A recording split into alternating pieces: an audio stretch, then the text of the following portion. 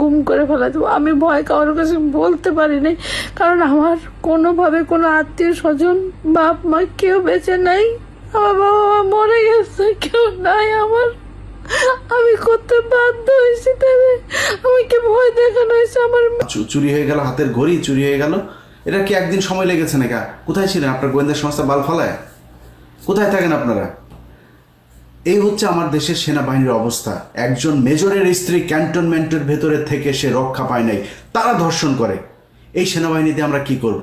এদেরকে এই উপরের যে শেপ আছে এই শেপ দ্রুত সরাইতে হবে, এবং সেনাবাহিনীর ওয়াকারের যে বিচ্ছু বাহিনী যারা ওয়াকারকে সাপোর্ট করে তাদেরকে অতি সত্বর বহিষ্কার করতে হবে, এখান থেকে সরাইতে হবে। না যদি সরাই, সেনাবাহিনীর এগুলো যত আসবে একটা একটা করে সব কিছু ছেড়ে দেব। আপনাদের কোনো সম্মান নাই, আপনারা বালের বাহিনী, এই বাল বাহিনী দিয়ে এই দেশের কোনো উপকারে আসে না, আসবেও নাই। সাংবাদিক ইলিয়াস একটা ভিডিও দেখিয়েছেন আজকে। ভিডিওটা খুবই মর্মান্তিক এবং খুবই ভয়াবহ। ভিডিওটা ক্যান্টনমেন্টে একজন মেজরের স্ত্রীকে আরেকজন মেজর তিনি দর্শন করেছেন এবং বিয়ের প্রলোভন দেখিয়ে দীর্ঘদিন তার উপর নির্যাতনা করেছেন এবং তাকে বিভিন্ন রকমের হুমকি ধামকি দেওয়া হয়েছে। এর সাথে সেনাবাহিনীর একটা অংশও জড়িত। দর্শক, ইলিয়াস আলোচনা করেছেন এবং যেই মহিলার সাথে ঘটনা ঘটেছে এই মহিলার সাক্ষাৎকার দিয়েছেন, এবং যেই মেজর ঘটনা ঘটিয়েছে সেই মেজরেরও কিছু অডিও কল রেকর্ড তিনি দেখিয়েছেন। এই আলোচনাগুলো দেখলে সেনাবাহিনীর প্রতি আমাদের যে ভালোবাসা বা যেই সম্মান সেটা আসলে থাকে না। তারপরে দেখি আমরা ইলিয়াস কি বলেছেন এবং কি অভিযোগ এই আমাদের সেনাবাহিনীর বিরুদ্ধে।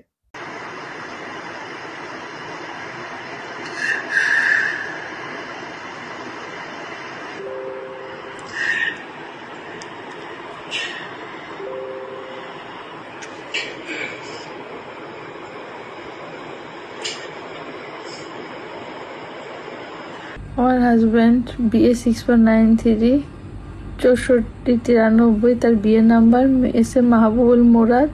সে 47 লং কোর্সের অফিসার। এবং আমি ময়ূরাক্ষী সোনিয়া আজকে আপনাদের সবার সামনে আসছি। আজকে আমি ভিক্টিমাইজ বলে আমার হাজব্যান্ডকে মে মাসের 16 তারিখে FDCM করে ধরে নিয়ে যাওয়া হয় এবং মেঘনা গ্রুপে নাকি কর্মচারীর বাসা থেকে সে 200 কোটি টাকা মেরে দিছে এবং তাকে নিয়ে যাওয়া হয়। এরপর থেকে আমার জীবন যুদ্ধ শুরু হয়েছে এবং আমি বাসা থেকে আমার 25 মিনিটের সময় দেওয়া হয় এবং বের করে দেওয়ার কথা বলা হয়, কিন্তু আমি বের হয়ে যেতে পারার জন্য রাত দুপুরবেলা আমি ছুটাছুটি করা শুরু করে দিই, কিন্তু কোনো কাজ হয় না, কোনো কিছুই আমি করতে পারি না। তখন আমার সবাই মিলে ওনাদের পা হাত পা জড়ায় ধরে আমি থাকার চেষ্টা করি। তারা আমার করুণা করে বলছে যে থাকেন। সেইখানে যে আমি যে তাদের যে টার্গেট ছিলাম এটা আমি জানতাম না এবং আমি বুঝতে পারি নাই। আমাকে 25 তারিখে বাসায় এখানে থাকার আশ্বস্ত করে ব্রিগেডিয়ার জেনারেল আশরাফুজ্জামান আশা, স্টেশন কমান্ডার হিসেবে, এবং লগ এরিয়া। তারা সবাই মিলে বলছে যে আমি এখানে থাকতে পারবো এবং ব্যবস্থা করতে পারবো। আমি স্বপ্নচূড়া 2 502 নির্ঝর এরিয়াতে আসি এবং আমি এখানে থাকার চেষ্টা করছি। তারপরে তারা আমাকে দিয়ে এখানে রাখার কিছুদিনের মধ্যে আমার 7 জুন আমি আশরাফুজ্জামান আশা ব্রিগেডিয়ার জেনারেল, সে আমাকে টার্গেট করা ছিল এবং সে আমাকে রেপ করে। আমাকে যখন রেপ করছে আমাকে বলছে তুই কাউকে বলবি না, তোর বললে কিন্তু তুই এখানে গুম করে ফেলা দেবো। আমি ভয় কারোর কাছে বলতে পারি নাই, কারণ আমার কোনোভাবে কোনো আত্মীয় স্বজন বাপ মা কেউ বেঁচে নাই। আমার বাবা মা মরে গেছে, কেউ নাই আমার।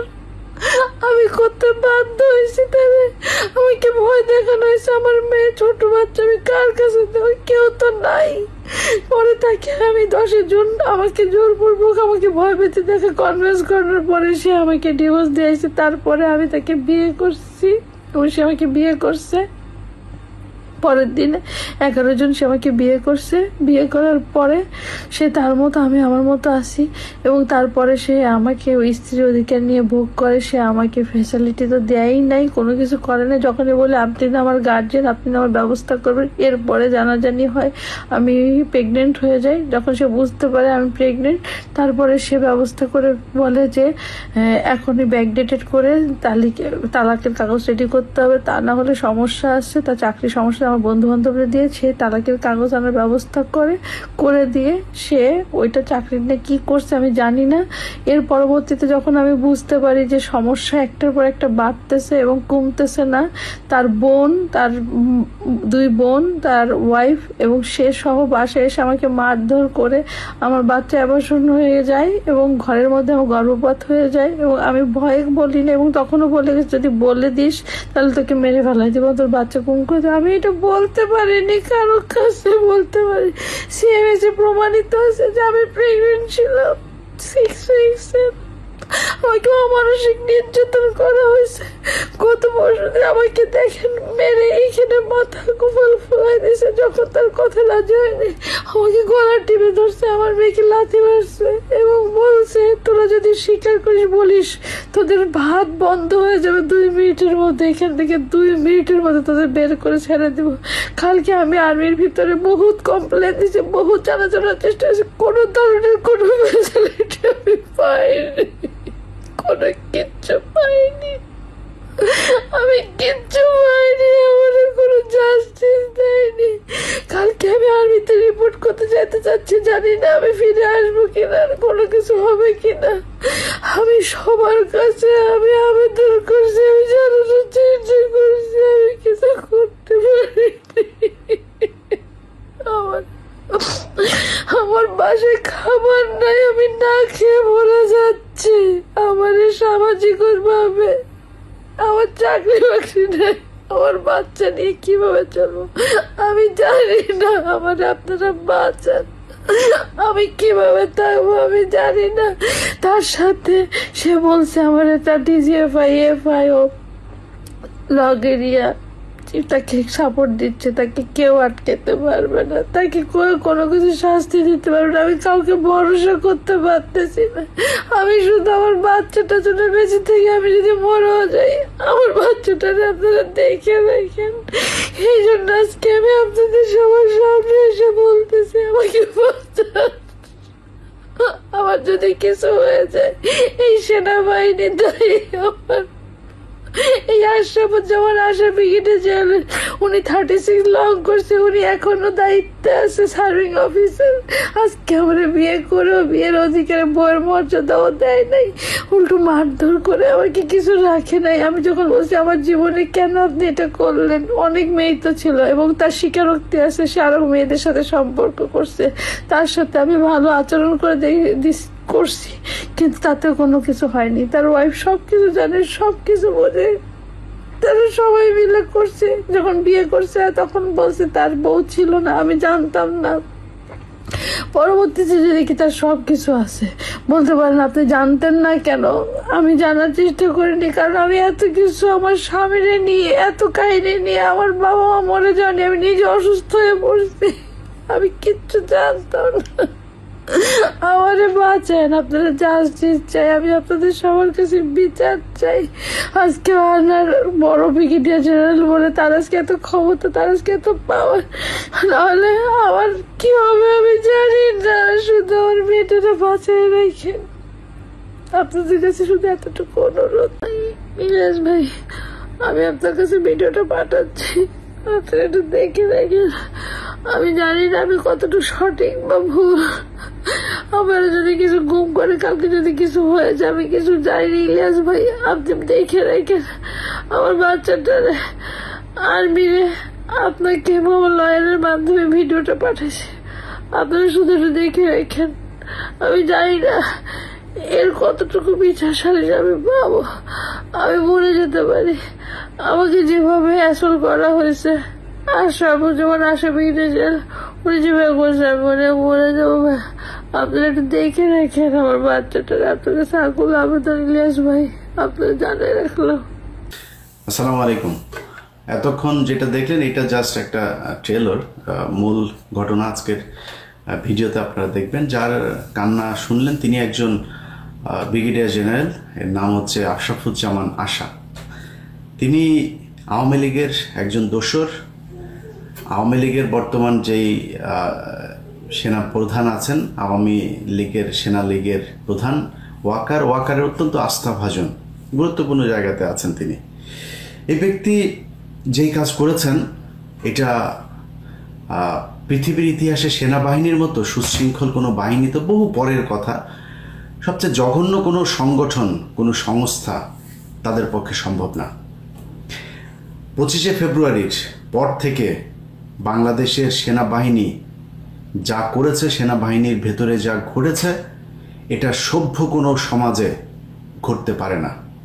নিজেদের ক্যান্টনমেন্টের ভেতরে নিজেদের লোকজন তারপরে আটকে রাখা হয়েছে বছরের পর বছর। তারা 5 তারিখের পরে এখনো পর্যন্ত চেয়ারে আছে। আরে ভাই, সবার মানে গণ ইস্তফা দেওয়ার কথা, যে আমরা পারিনি, আমার ভাইদেরকে, যে ভালো মানুষ তারও দেওয়া উচিত। এই সেনাবাহিনীর অফিসার একটারও থাকা উচিত না। আপনার ভাইরা আপনার ক্যান্টনমেন্টের ভিতরে তাদেরকে বন্দি করে রাখা হয়েছে, আপনি বাঁচাইতে পারেন। আপনার মতো বালের এই বাহিনী দিয়ে আমি কি করব? তারা এটা করেছে। যে ঘটনা নিয়ে আজকে কথা বলতে এসেছি সেটা আমি চাই না এই বিষয়টা সামনে নিয়ে আসতে। যত কিছু হোক, সেনাবাহিনী তো আমার দেশের বাহিনী, এই ঘটনাটা ভেতরে থাকুক। কিন্তু ঘটনার যে বিষয়গুলো আমি দেখানোর পরে আপনারা বুঝবেন যে আমি কোন প্রেক্ষিতে এটা সামনে নিয়ে আসতে বাধ্য হলাম। বিষয় হচ্ছে মেজর মুরাদ 25শে ফেব্রুয়ারির পর থেকে সেনাবাহিনীতে যখনই কেউ আওয়ামী লীগের কথা শুনে নাই, আওয়ামী লীগের পক্ষে কাজ করে নাই, ভারতের পক্ষে কাজ করে নাই, তাদেরকে টার্গেট করে করে তারপরে বিভিন্ন ক্রাইমের সাথে জড়িয়ে দেওয়া হয়েছে, জড়িয়ে তাদের বিরুদ্ধে মামলা দেওয়া হয়েছে। সেনাবাহিনী একটা বিশাল বড় সংগঠনের সংস্থা, এটার বিভিন্ন মানুষজন আপনার বিভিন্ন ক্রাইম করতে পারে, এগুলো বিচ্ছিন্নভাবে হতে পারে। সামষ্টিকভাবে এই পুরো সেনাবাহিনীর নিয়ন্ত্রণ নিয়েছিল ক্রিমিনালরা, যারা ভারতের পক্ষ হয়ে আমার বাংলাদেশকে তাদের কাছে ইজারা দিয়েছিল। সেই লোকগুলোই সেনাবাহিনীর মূল পদগুলোতে বসেছিল, এবং তাদের মধ্যে এই আশরাফুজ্জামান আশা তিনি একজন। মেজর মুরাদ তার স্ত্রীকে এই আশরাফুজ্জামান আশা ধর্ষণ করেছে। আমি আবারও বলছি, মেজর মুরাদের স্ত্রীকে এই ব্রিগেডিয়ার জেনারেল আশরাফুজ্জামান আশা তিনি ধর্ষণ করেছেন। কিভাবে ধর্ষণ করেছেন, কি করেছেন, সব আপনারা আজকের আমার ভিডিওতে প্রমাণ সহ তারপরে দেখবেন। গত কুরবানির ঈদের রাতে তাকে ধর্ষণ করা হয়। প্রেক্ষাপটটা আরেকটু পেছনে। মেজর মুরাদকে গ্রেফতার দেখানো হয় একটা মেঘনা গ্রুপের একজন এমপ্লয়ি, তিনি আবার আওয়ামী লীগেরও একজন নেতা। তার বাসাতে ডাকাতি করতে গিয়েছিলেন। তো ডাকাতি করতে যাওয়ার পরে তিনি ধরা পড়েছেন, তারপরে তার বিরুদ্ধে মামলা হয়েছে, জেলখানায় গিয়েছেন। এই যে মামলাটা হলো, জেলখানায় গেলে আমরা কোনো তথ্য প্রমাণ কোনো কিছুই দেখি নাই, তিনি জেলে চলে গিয়েছেন। এর আগেও 25 তারিখের পর থেকে এই পর্যন্ত অনেক সেনাবাহিনীর অফিসার গুম হয়েছেন, খুন হয়েছেন, হদিস নাই। মেজর জিয়া, যিনি প্রচণ্ড চৌকস একজন মেধাবী দেশপ্রেমিক অফিসার, খবর নাই কোথায় আছেন। এখন সরকার যে তাকে সহায়তা করবে সেটাও করছেন। আমি নিজে কয়েকটা দপ্তরে এটা নিয়ে ফাইল ফরওয়ার্ড করেছি, কোনো খবর নাই। মনে হয় যেন তাদের মেজর জিয়াদেরকে তাদের দরকার নাই, এরকম একটা ভাব নিয়ে বসে আছেন। তো এই লেভেলের অনেক অফিসারকে তারা মানে এই বলির পাঠা বানিয়েছেন।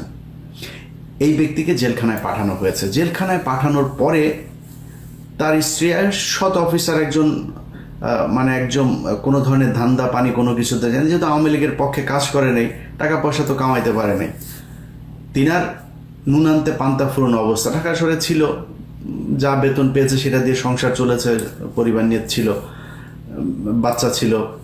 তো এই মহিলা যখন হাজবেন্ড জেলে যাওয়ার পরে তার অবস্থা খুব খারাপ। তাকে থ্রেট করা হয়, আলটিমেটাম দেওয়া হয় যে 25 দিনের মধ্যে আপনাকে বাসা ছাড়তে হবে। তো ছাড়তে বলার পরে সে কোথায় গিয়ে উঠবে, কি করবে? একজন আসেন তার কাছে, একজন মানে ত্রাণকর্তা হয়ে, যে তোমার কিচ্ছু হবে না, তুমি আমার এলাকার বোন, তোমার এই ভাই থাকতে তোমাকে কেউ এখান থেকে উচ্ছেদ করতে পারবে না, সরাতে পারবে না। তিনি হচ্ছেন এই আশরাফুজ্জামান আশা। এসে বলার পরে তিনি আশ্বস্ত হলেন, সেনাবাহিনীর গাড়িতে করে তাকে তার স্বামীর সাথে জেলখানায় দেখা করতে যাওয়ার ব্যবস্থা করে দেওয়া হয়েছে, নানান ধরনের সুযোগ সুবিধা। ভাই হিসাবে এসছেন বোনের কাছে। কুরবানির ঈদের রাতে তার বাড়িতে এসেছেন, কুরবানির ঈদের ঠিক আগ মুহূর্তে তাকে কিছু টাকা পয়সাও তিনি দিয়ে এসছেন, কি নিয়ে আছেন, কিভাবে থাকছেন খাচ্ছেন দিয়ে এসছেন, বাজার টাজার করেছে। ঈদের রাতে আবার এসে খোঁজ নিতে, খাওয়া দাওয়া করছে কিনা, কুরবানির মাংস টাংস খেলো কিনা, এই বলে রান্না টান্না হয়েছে কিনা, বাসায় বোন ঠিক আছো কিনা, হ্যাঁ জি ভাই ঠিক আছি, দাও খাবার দাও, কি রান্না করছো দেখি। খেতে বসছে, খেতে বসার পরে গরুর মাংস টাংস দিয়েছে। তারপরে কোথায় থাকো, কোথাও, আমার বোনটা কই থাকে, ঘরের ভিতরে দেখি ঘরের কি অবস্থা। ঘরের ভিতরে ঢুকেছে, মেহমান ঢুকেছে, ভাই তো ভেতরে, তার সাথে সাথে বোনও ঢুকেছে, এই তো এই রুম আমার বাড়ি, এই আর কি। হঠাৎ করে ঝাপটে ধরে তাকে ধর্ষণের চেষ্টা করে। ধর্ষণের চেষ্টা করার পরে এক পর্যায়ে তার শরীরের কাপড় টাপড় সব কিছু খুলে ফেলে এবং ঠিক মানে মাঝামাঝি একটা অবস্থাতেই তার মেয়ে ছিল ওই রুমে, মহিলার চিল্লাপাল্লা শুনে তারপরে তার মেয়ে ওই রুম থেকে আসে। ওই মেয়ে যখন এসে দরজা খুলে তখন সে খুব তাড়াহুড়া করে উঠে ওই বাসা থেকে চলে যায়। পাঞ্জাবি পরে এসেছিলেন ভদ্রলোক সাহেব। তো আসার পরে, এই ঘটনার পরে সে গিয়ে যেই প্রথম যে ভিডিওটা আপনারা কান্নার ভিডিওটা দেখলেন, সেই ভিডিওটা তিনি পাঠিয়েছেন, পাঠিয়ে তার কাছে মাপ চেয়েছেন, আমাকে মাপ করে দাও, আমি কান্না করছি, আমার খুব খারাপ লেগেছে, আমাকে শয়তান ধরেছিল, ধরে তারপরে এটা করিয়েছে, আমি এটার জন্য মাপ চাই। এখন এটার আমি তো যেহেতু পাপ করেই ফেলেছি। এর মাঝখানে ওই মহিলা ধর্ষণের ব্যাপারে তার কাছে হুমকি টুমকি দিয়েছেন, সেনাপ্রধানকে জানাবেন, বাইরে জানাবেন, এরকম জানানোর পরে সেই ভিডিওটা খুব মানে সুকৌশলে সে নাটক করে এই ভিডিওটা পাঠিয়েছেন। পাঠিয়ে তারপরে মহিলা কোনোভাবেই ছাড়বেন না, তার ব্যাপারে নালিশ করবেন। তো তিনি তখন বললেন যে দেখো, তোমার স্বামী তো আসলে যে মামলা হয়েছে উনি তো বের হইতে পারবে না, তুমি একটা বাচ্চা নিয়ে আছো, আমার স্ত্রী নাই এবং আমার স্ত্রীও মারা গিয়েছেন, এই বলে টলে তারপরে তাকে আস্তে আস্তে বুঝাইতে তারপরে তাকে রাজি করে, তো আমরা বিয়ে করে ফেলি। বিয়ে করার পরে তাকে ভোগ করলো, ভোগ করতে করতে করতে করতে হঠাৎ করে কয়েকদিন পরে, মানে সপ্তাহ দেড়েক পরে তারে ডিভোর্স দিয়ে দিয়েছে। ডিভোর্স দিয়ে দেওয়ার পরে আপনার তাদের একটা কনভারসেশন আছে। এই নায়ক আবার এর মাঝখানে যে ঘটনাগুলো ঘটিয়েছেন তার এই যে কয়দিন বিয়ে করার পরে যা যা এর মাঝখানে সে ওই নারীর ভেতরে তো মানে ওইভাবে প্রেম কাজ করতেছে না, কারণ তার হাজব্যান্ড জেলে, একটা পর্যায়ে এসে তার হাজব্যান্ডকে রেখে তাকে আরেকজনের সাথে নিজের মেয়েদেরকে নিয়ে যাতে রাস্তায় বসতে না হয় এই কারণে আরেকজনের কাছে এসছে, সে তো প্রেমের মুডে নাই। যাই হোক, সে তার সাথে মোটামুটি সংসার করছে, যে আর্থিকভাবে অন্তত সচ্ছল থাকার জন্য সে সেটা করেছে। তার উপর আবার আরেকটা ঘটনা ঘটেছে ঈদের রাতে, এগুলো নিয়ে আছে। তিনি বিভিন্ন সময় বিভিন্ন ছবি পাঠিয়েছেন, যেই ছবিগুলো আপনারা এখন দেখছেন। এই ছবিগুলো নায়ক আশরাফুজ্জামান আশা তিনি তাকে পাঠিয়েছেন, সিডিউস করার চেষ্টা করতেন এবং অসংখ্য আপনার স্ক্রিনশট, তাদের সাথে বিভিন্ন কথাবার্তা, কনভারসেশন, যে জিনিসগুলো আছে সেগুলো, যে জিনিসটা আপনাদের দেখাইতে চাই কত বড় বদমাইশ সেটা দেখানোর জন্য আপনাদেরকে তার এই নারীর সাথে কিছু কনভারসেশন শুনেন। বিশেষ করে তাকে যখন ডিভোর্স দেওয়া হয়, ডিভোর্স দেওয়ার আগের কিছু ঘটনা। আমার 21 বছরে 1 মাসে দেখো, যার সঙ্গে মনের মিল হয় তার সঙ্গে বিশ্বাসের মিল হয়, এবং এখানে শুধু শারীরিক সম্পর্কটা সব কিছু না, বুঝতে হবে। হ্যাঁ, সব কিছু মিলে আমার কাছে মনে হচ্ছে যে আমি তার সঙ্গে থাকতে চাই। তাকে কিন্তু আমি বলছি তোমার কথা, ঠিক আছে? কি বলছো? যেটা বললাম আমার সাথে থাকতে চাও? আচ্ছা, তারপর সে শুনে কি বলছে? তারপর সে শুনে বলছে যে তাহলে তো আমি তোমার সঙ্গে থাকতে পারবো না, তোমার সঙ্গে আমার থাকা হবে না। মানে সে রুম থেকে বের হয়ে চলে যাবে, ঠিক আছে?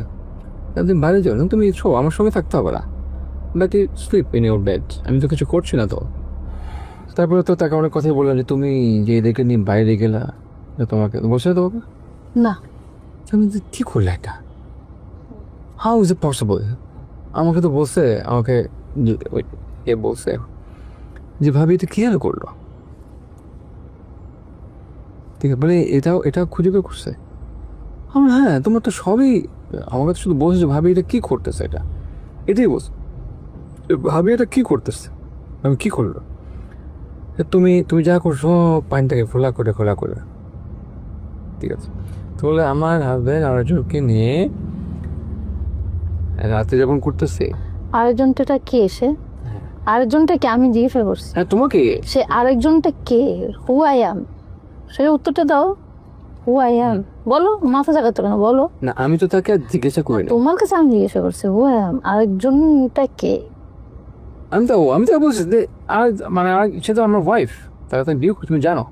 তিনি এই কদিনের ভিতরে তিনি আবার প্রেগনেন্ট হন। আপনারা এখন যেই নথিটা দেখছেন এটা হচ্ছে সিএমএইচ এর তিনি যে গর্ভবতী এইটার পেপার। এই পেপারে তিনার এই কাগজটাও এটা আমরা পেয়েছি হাতে। যে কাগজটা আপনারা দেখছেন এটা হচ্ছে সিএমএইচ এর তিনি যে প্রেগনেন্ট হয়েছেন সেটার কাগজ। এবং এইটা যখন তিনি জানানোর পরে তাকে করা হয়, তাকে মারধর করা হয়। এই আশরাফুজ্জামান আশা, তার স্ত্রী, তার বোন এবং সাথে আরো কয়েকজন এসে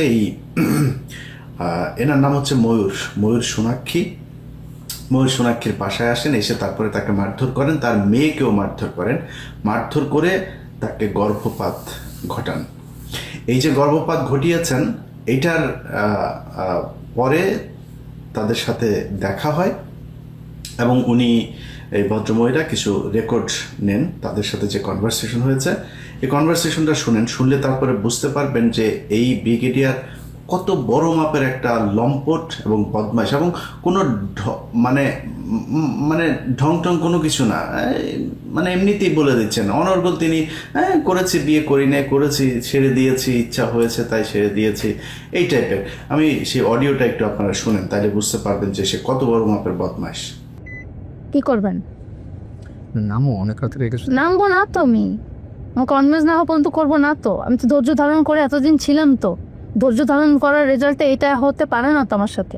আচ্ছা ঠিক আছে, তোমার যেটা ভালো মনে করো, ভালো আমি যেটা করছি ভালো করছি। কি করছেন বললেন, সেটা কি ভালো করছেন আর কি করছেন? তোমাকে আর কি এই তো বিয়ে করছি, তারপরে পরে বিয়ে করতেছি, পেতে শেষ আর কি। তাহলে বিয়ে করছেন তো? এই জন্য বিয়ে করছি। আর ডিভোর্সটা টেসের জন্য ডিভোর্স দিয়েছি। বিয়েটা কি ছেলে খেলা হয়েছে? হ্যাঁ, বিয়েটা ছেলে খেলা ছিল। আপনি কি আমি এটা তো অবশ্যই ছেলে খেলা না, কেন এটা সাক্ষী রেখে বিয়ে করছি না। তারপরে কি মানে এটা হালাল করছেন? হ্যাঁ আমরা করছি তো। মানে 7 তারিখে হালাল করে নিলেন? হ্যাঁ। এই জন্য আমাকে বিয়ে করছেন? হ্যাঁ, বিয়ের আগে কাজ কি পাওয়া যাবে? ও, এই জন্য হালাল করে নিয়ে খাওয়া দাওয়া শেষ এবং ছেড়ে দিচ্ছেন। কার ফোন দেখতেছ? কারটা দেখতেছেন? কি দেখতেছেন? কি দেখতেছি? তাহলে এতদিন আমার সাথে নাটক করছেন? কেন? তা কি করছেন? বিয়ে করছি, বিয়ে করে বউর সাথে যা করার সেটা করছি। বিয়ে করে বসে যাচ্ছে যা করে মানে দেখছি, মানে কি করছেন? শুধু তো শরীরটারে ভোগ করছেন, কি করছেন? এই তো শরীরটা তো ভোগ করা কেন? বিয়ে করলে স্ত্রীর শরীর ভোগ করা হয় না? বিয়ে করলে কি স্ত্রীর শরীর ভোগ করা হয়? অবশ্যই করছেন। না বাকি কি করছেন? বাকি কোনটা করছেন? বাকিতে অনেকেই অনেক কিছু করতে পারে না, আমিও পাই নাই। কে ফিনিশ? বাকি যা করতে হয় কি মেইনটেনেন্সের কথা বলতেছো, ভরণ পোষণের কথা বলতেছো, সাংসারিক খরচ দেওয়ার কথা বলতেছো, সাপোর্ট দেওয়ার কথা বলতেছো, কোনটা তো সামাজিক পদমর্যাদা দেওয়ার কথা বলতেছো? কোনটা করছেন? ভয় নাই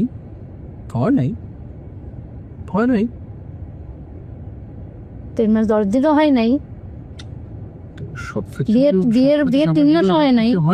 বিয়েরও হয় নাই, বিয়েরও অনেক কিছু হয় নাই, সেটাও অনেক কিছু করেন নাই, আমার সাথে। কেন করলেন? কেন করলাম? খেলা হবে কেন? তো কি করছি? তোমার সঙ্গে বনিমনা হয় নাই। কি বনিমনা? ব্যবহার সবকিছু মিলায় হয় নাই বনিমনা। আমাকেও তোমার পছন্দ হয় নাই, অনেক সমস্যা, অনেক কিছু দায়িত্ব পালন করতে পারি। তাহলে আমি যখন আপনাকে বলছি যে আপনার সাথে এরকম কালাচারি না করে আপনি আমাকে ডাইরেক্ট বলে, তখন কেন বলছেন যে না এগুলো কোনো কিছু না, আমার তো ময়ূরের সাথে সংসার করতে কেন বলছেন? মনে করছিলাম বলছেন, তো পেছন দিকতে ছড়ি বললেন কেন ডিভোর্স দিয়ে অবস্থা পরে আপনি নাটক সাজালেন কেন?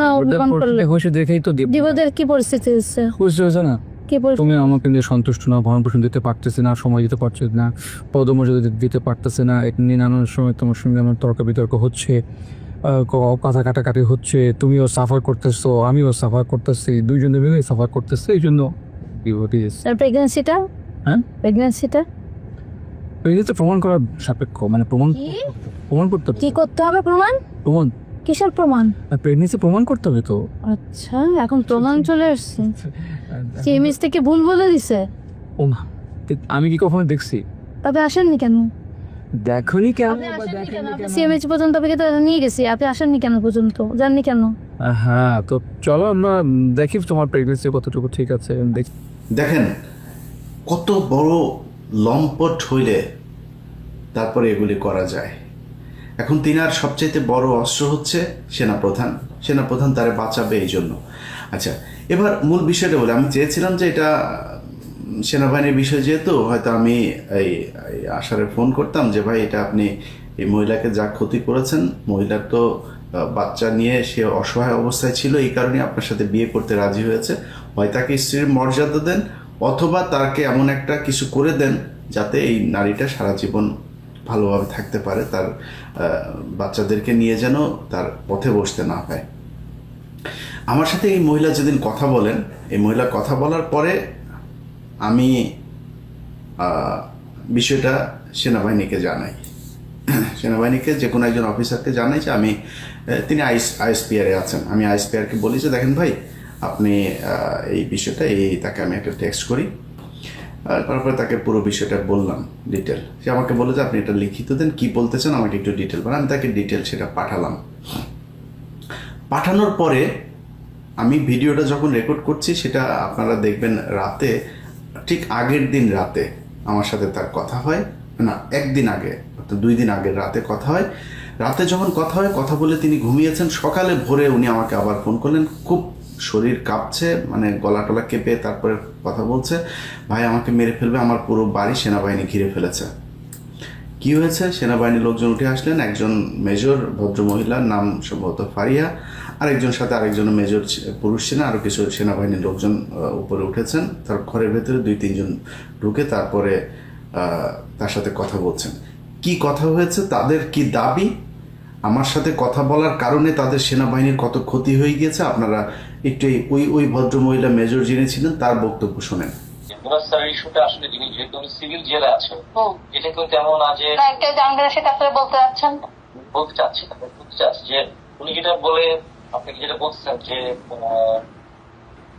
সম্মানহানি করেছেন, ব্যাপার একমত, যেটা এখন লুকিয়ে রাখছিলেন, বাট সেটা হচ্ছে যে জানতো না, এটা কিন্তু যখন সিভিল জেলে যায় এটা কিন্তু আমাদের ডগিয়ে থেকে তার পোস্টম্যান ট্রাস্ট কিন্তু সারা আর্মিতে সবাই জানে, সেটা নাই জানা থাকে।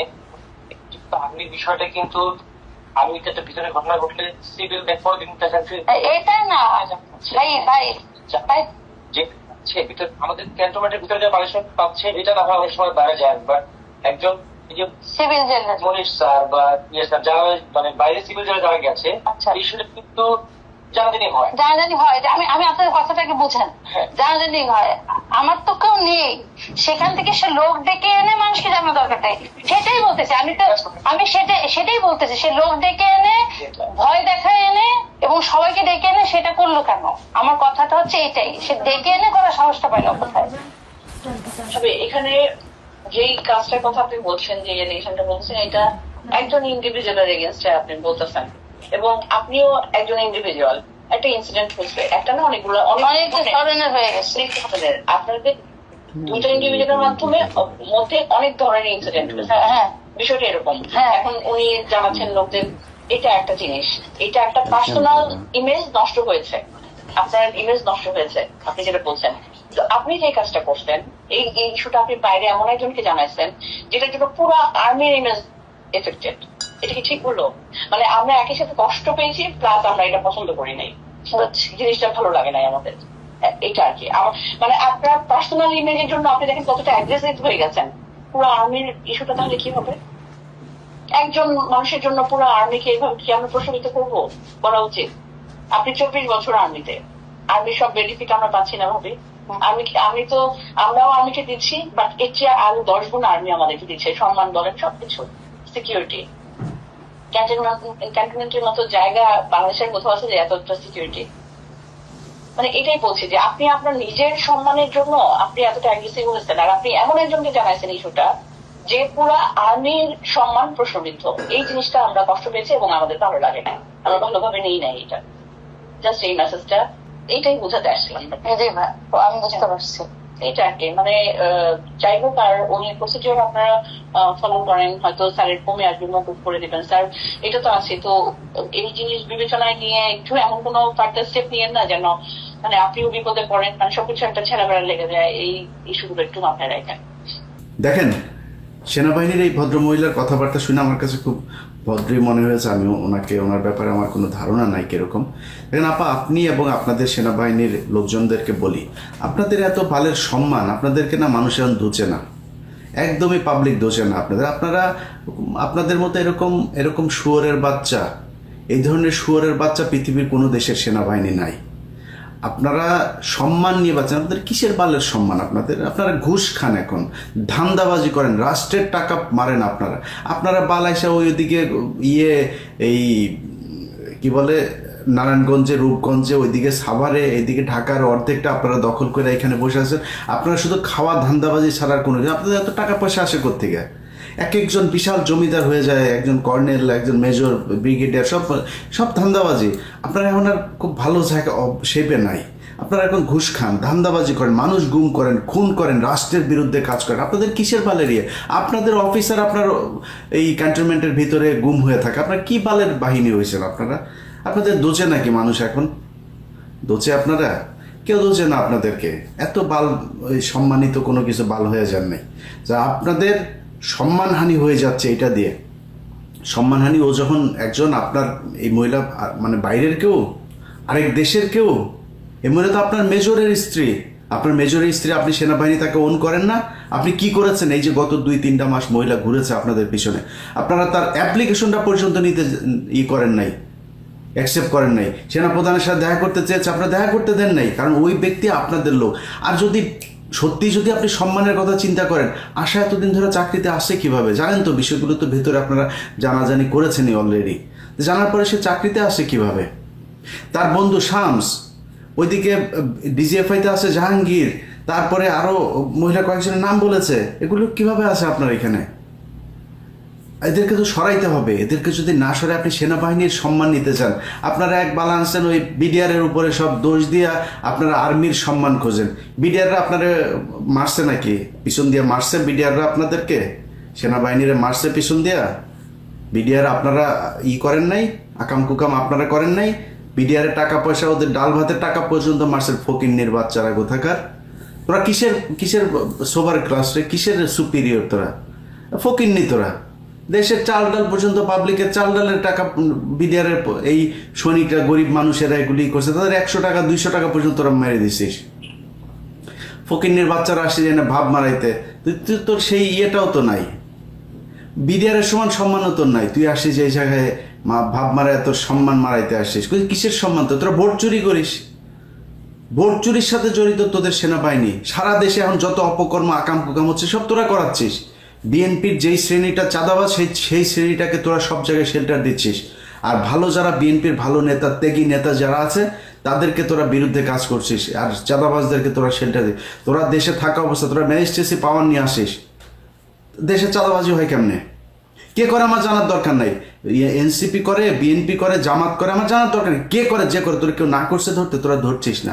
আওয়ামী লীগের হত্যা মামলার আসামি ধরার আপনার দায়িত্ব দেয়নি। এক মেজর আমার এই 2-3 দিন আগে বলছে যে ভাই আমাদেরকে এটার অর্ডার নাই, এটার ব্যাপারে আমাদের ইনস্ট্রাকশন দেওয়া আছে যে আওয়ামী লীগ হত্যা মামলা ওইটা আমাদের কাজ না। আমরা এখন দেশে আমাদেরকে পাঠিয়েছে এখনকার আইন শৃঙ্খলা, তোমরা আইন শৃঙ্খলা করতে গেলে আওয়ামী লীগের লোকজনের ধরা যাবে না, এটা লেখা আছে না? যাতে দেশের এই মুহূর্তে যত সমস্যা আওয়ামী লীগ আর তোরা, তো এই সেনাবাহিনীর আওয়ামী লীগ ছাড়া বাংলাদেশের কোনো সমস্যা হইতো না। সব সমস্যার মূলে হচ্ছে তোরা। যত ঘটনা ঘটছে 2 দিন পর পর দেখবেন এই পাথর চুরির সাথেও সেনাবাহিনী জড়িত। এরা করিয়েছে, এরা শেল্টার দিয়েছে। পাথর কি হাওয়া হয়ে গেল নাকি? এটা কি 1 গ্লাস পানি নিয়ে চুরি হয়ে গেল, হাতের ঘড়ি চুরি হয়ে গেল? এটা কি একদিন সময় লেগেছে নাকি? কোথায় ছিলেন আপনার গোয়েন্দা সংস্থা বাল ফালায়? কোথায় থাকেন আপনারা? এই হচ্ছে আমার দেশের সেনাবাহিনীর অবস্থা। একজন মেজরের স্ত্রী ক্যান্টনমেন্টের ভেতরে থেকে সে রক্ষা পায় নাই, তারা ধর্ষণ করে। এই সেনাবাহিনীতে আমরা কি করব? এদেরকে এই উপরের যে শেপ আছে এই শেপ দ্রুত সরাইতে হবে এবং সেনাবাহিনীর ওয়াকারের যে বিচ্ছু বাহিনী যারা ওয়াকারকে সাপোর্ট করে তাদেরকে অতি সত্বর বহিষ্কার করতে হবে, এখান থেকে সরাইতে হবে। না যদি সরায় সেনাবাহিনীর এগুলো যত আসবে একটা একটা করে সব কিছু ছেড়ে দেব। আপনাদের কোনো সম্মান নাই, আপনারা বালের বাহিনী, এই বাল বাহিনী দিয়ে এই দেশের কোনো উপকারে আসে নাই, আসবেও নাই। এই দেশের মানুষ রক্ত দিয়ে তারপরে স্বাধীনতা এনেছে, আপনারা কিছু করেননি। যেদিন 5 তারিখ আমার স্বাধীনতা দিবস, বিজয় দিবস, ওই বিজয় দিবসের সকালেও তোদের সেনাবাহিনী গুলি করেছে মানুষের উপরে, এই মোহাম্মদপুরে। তোরা এমনিতেই করিস না, তোরা এত এত ভাব মেরা লাভ নেই আমরা উপকার করেছি সেনা, তুই বাধ্য হয়েছিস শেখ হাসিনাকে ছাড়তে। তোরা ছাড়তে চাস নাই, তোদের বাম্বু দেওয়া হয়েছে এইখান থেকে, এই জন্য তোরা ছাড়তে বাধ্য হয়েছিস, নাহলে তোরা ছাড়তি না। তারপরেও ভাই সেনাবাহিনীর অনেক দেশপ্রেমিক, আমি সবাইরে করছি না, আপনাদের প্রতি অনুরোধ ভাই এগুলিরে সরান। এই যে ভদ্রমহিলা কথা বলেছেন, আপা আসলেই সম্মান চান, সম্মান চাইলে আগে ওই আশার বাসায় যান, আশার বাসায় যায় ওরে বলেন যে তুই একটা আমার মেজরের স্ত্রীরা তুই ধর্ষণ করলি কেন? আপনি মহিলা না, আপনার খারাপ লাগে নাই? এগুলির বিচার করেন। ন্যায্য বিচার যদি করতে না পারেন তাইলে আপনাদের মান সম্মান থাকবে না। এইভাবে মানুষ এখন মুড়কি হয়ে গেছেন আপনারা। আমি সাংবাদিকতা করেছি বাংলাদেশ বহু বছর, আমার পুরো সাংবাদিকতার ক্যারিয়ারে আমি যতগুলো ঘটনাতে সেনাবাহিনীর সম্পৃক্ততা পেয়েছি, আপনাদের কথা বলা এটা খুব স্পর্শকাতর একটা জায়গা হিসাবেই দেখা হইতো। আপনাদের নিয়ে আমরা কোনো বাজে কথা, বিচ্ছিন্নভাবে কোনো কেউ যদি অপরাধের সাথে জড়ায়ও যেতেন সেটা নিয়ে আমরা কোনো আলোচনায় আনি নাই। কিন্তু এখন সেই জায়গায় আপনারা নিজেদেরকে রাখেন নাই দেখে এখন আপনারা মুড়কি, আপনাদেরকে নিয়ে সব কথা বলা যাবে। আমরা এখনো বাইরে আছি, এটা মাথায় রাখেন। জাউরামি করবেন আর আপনাদেরকে কিছুই বলা যাবে না, জিনিসটা ওই জায়গাতে নাই। পুরা ঢাকা শহরের অর্ধেক নিয়ে আপনারা এখানে বউ পোলাপান নিয়ে বিশাল আরামে থাকবেন, খাবেন। ওইদিকে আবাসন প্রকল্প, ওইখানে আবাসন প্রকল্প, রাস্তাঘাটের টেন্ডার, ব্রিজ, কালভার্ট সব আপনারা করবেন আর টাকা বসে বসে খাবেন। তোর সেনাবাহিনীর পোলাপানের পেটে পাড়া দিলে ঘুষের টাকা, সুদের টাকা, এই দেশের মানুষের রক্তের টাকা, অবৈধ টাকা তোদের পেটে। তোদের অবস্থা এই দেশে কিছু কিছু পুলিশ অফিসার, আইনজীবী, কিছু কিছু লোকজনের যেরকম এই মানে ঢালাওভাবে যাদেরকে ঘুষখোর বলা হয় না, এদের পেটে যেরকম অবৈধ পয়দা হয়ে তারপরে বাপমার উপরে প্রতিশোধ নেয় আমরা বিভিন্ন সময় দেখেছি।